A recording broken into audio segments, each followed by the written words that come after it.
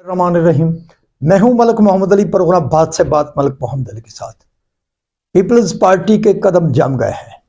Peoples party ने वो game कर ली है जिसका ना तो मुस्लिम लीग नून को एहसास था, ना तहरीक इंसाफ को एहसास था। बहरहाल तहरीक इंसाफ और पीपल्स पार्टी और मुस्लिम लीग नून में से अब जो मंजर नज़र आ रहा है वो यही मंजर नज़र आ रहा है कि पीपल्स पार्टी ने बहुत कुछ हासिल कर लिया।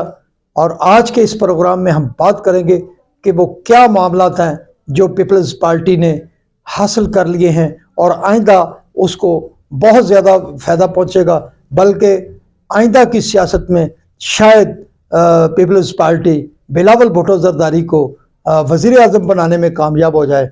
ये उस पॉलिसी पर गामजन है आसिफ अली जरदारी, जो इस वक्त हासिल नहीं कर सके, शायद अब वो हासिल कर सकें।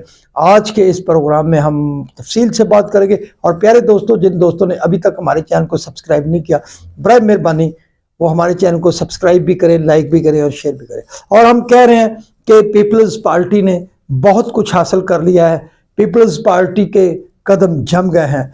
2018 के इलेक्शन में पीपल्स पार्टी मुख्तसर सीटें तो हासिल कर सकी और वो कौमी असम्बली में तीसरी बड़ी पार्टी थी, लेकिन सिंध के अंदर वो वजारत आज़मा पर फायज रही और उसके भरपूर इंजॉय किया सिंध हुकूमत को। और अब जब 2018 के इलेक्शन के बाद अदम एतमाद की तहरीक आई तो उस वक़्त मियां मोहम्मद शहबाज शरीफ वज़ीर आज़म बन गए और बिलावल भुट्टो जरदारी वज़ीर ख़ारजा बने। और इस वजारत ख़ारजा में भी उन्होंने अपने आप को बहुत ज़्यादा पूरी दुनिया में मुतारफ़ कराया। बहरहाल 2024 के इलेक्शन में गो पीपल्स पार्टी का जो ख्वाब था बिलावल भुट्टो जरदारी को वज़ीर आज़म बनाने का, वो तो पूरा ना हो सका। सिंध के अंदर तो पीपल्स पार्टी ने मार का मारा, लेकिन पंजाब के अंदर KPK के अंदर उसे वो पजीराई नहीं मिली जो पीपल्स पार्टी हासिल करना चाहती थी। लेकिन बारगेनिंग से वो बलूचिस्तान की हुकूमत हासिल करने में कामयाब होगी। अब इसके बाद जो तहादी हुकूमत वजूद में आई, मियां मोहम्मद शहबाज शरीफ वज़ीर आज़म पाकिस्तान बन गए हैं, लेकिन पीपल्स पार्टी वजारतों में नहीं आई। वो अपनी पॉलिसी पर गामजन रही। उन्होंने कहा कि वो वजारतें नहीं लेंगे, लेकिन उन्होंने वजारतों से ज़्यादा वो फ़ायदा हासिल कर लिया जिसका शायद मुस्लिम लीग नून को भी एहसास ना हो। पीपल्स पार्टी ने आसिफ अली जरदारी को पाकिस्तान का दूसरी मरतबा सिविलियन सदर बनाने में कामयाब होगी। और आसिफ अली जरदारी वो वाहिद सियासतदान है सिविलियन जो दूसरी मरतबा इलेक्शन के ज़रिए सदर पाकिस्तान मुंतखब हुए। ये उन्हें एजाज़ हासिल हुआ। अब इसके साथ साथ पीपल्स पार्टी ने और जो गेम कर ली है वो ये है कि पीपल्स पार्टी ने चेयरमैन सेनेट की नशिस्त भी हासिल कर ली है।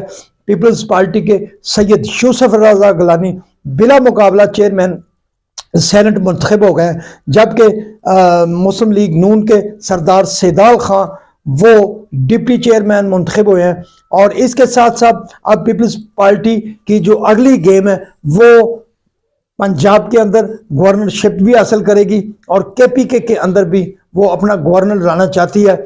अब वक्त ने तो साबित कर दिया कि आसिफ अली जरदारी अपने गेम प्लान में इस हद तक कामयाब हो गए कि पाकिस्तान की जो आइनी सीटें हैं, जो आईने पाकिस्तान के मुताबिक बड़ी ही अहम सीटें हैं, वो सदर पाकिस्तान की नशिस्त उन्होंने खुद हासिल कर ली अपने लिए। और अपने इंतहाई मोतमद साथी साबिक वज़ीर आज़म पाकिस्तान यूसुफ रज़ा गिलानी को वो चेयरमैन सेनेट बनाने में कामयाब हो गए। अब वो कैसे चेयरमैन सेनेट बने, ये तो उनकी ये अपनी सलाहियतें थी। वो यूसुफ रज़ा गिलानी को चेयरमैन सेनेट बनाने में कामयाब हो गए।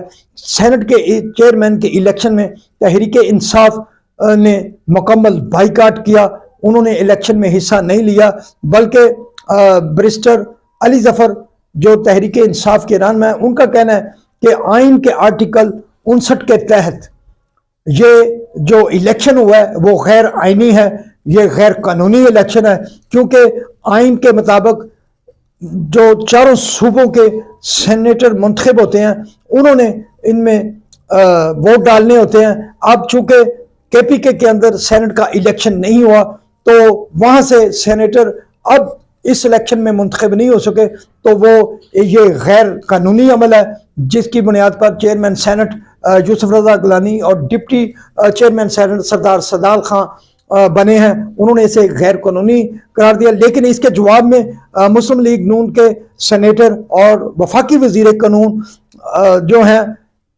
आजम नज़ीर तारड़, उनका कहना है कि तहरीक इंसाफ बात करने से पहले अपने गिरेबान में जाके, क्योंकि केपी के असम्बली के स्पीकर ने वहाँ मखसूस नशिस्तों के जो मुंतखब MPs थे उनसे हल्फ नहीं लिया, जिसकी वजह से वहाँ इलेक्शन मुलतवी हो गया। बहरहाल अब पेशावर हाई कोर्ट ने भी स्पीकर केपी के असम्बली को 14 दिन का नोटिस दिया है और जवाब तलब भी कर लिया।